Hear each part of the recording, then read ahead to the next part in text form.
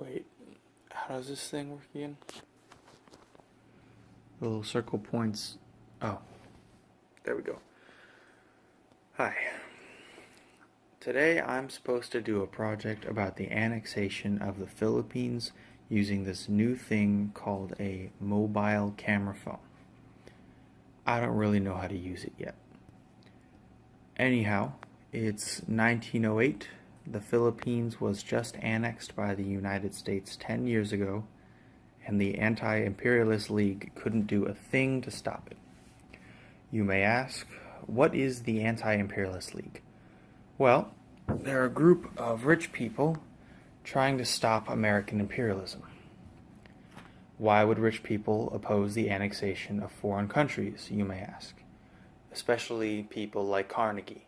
Wouldn't it open up new customers for him and overall be a good investment for his business? There's a mix of reasons behind why these people are motivated. Some by what they would call higher principles, like Mark Twain, who believes that annexing the Philippines was wrong and unconstitutional. Another smaller faction is the people who are doing it for racial reasons. They're afraid that the annexation of these countries will cause a massive influx of non-white refugees. Either way, they opposed the annexation of the Philippines. Before the Treaty of Paris was signed, the AIL, or Anti-Imperialist League, tried to stop the Philippines annexation using a myriad of methods. For example, they tried using some of their members' power and influence to convince the masses.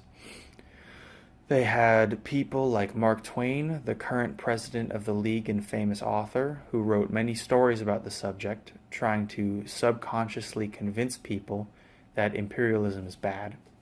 Carnegie, one of the richest men in history and a steel baron, is a member of the group. He held rallies against imperialism and used his money and power to try and convince people.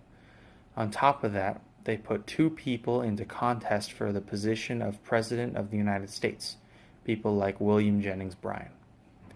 With all of these things in mind, you'd think that they'd be successful, but obviously they weren't. Why?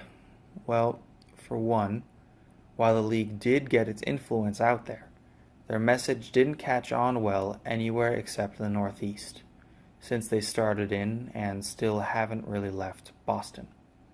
On top of that, it didn't really help the League's cause that most of the lower class part of America was in favor of annexing the Philippines. The lower class is the one class that the League had the hardest time reaching, since most of its members are upper and middle class. Lastly, the men that the League put up for presidency all failed. This totally wiped out the League's influence. It's just a shadow of what it was now. It's not all bad, though.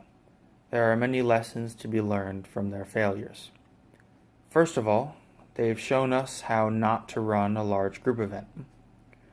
During the 1900 election, the group couldn't agree on who to vote for, so nothing got done and no one got put into office. If you're trying to get someone into office, everyone has to commit to the same person, period. They also showed us that getting the support of all the classes of America is a must. They only really had the upper class and couldn't get their message across to anyone else, rendering their argument moot and unimportant. However, the ways in which they spread their message were commendable. Using story writing and rallies are good ways of getting your messages out there. If only they could try again with what they know now. If I had to try and move democracy, I'd use what I've learned from the AIL's failure to help me. First of all, I'd structure my message in a way to where it would appeal to as many groups and demographics as possible, especially the lower class.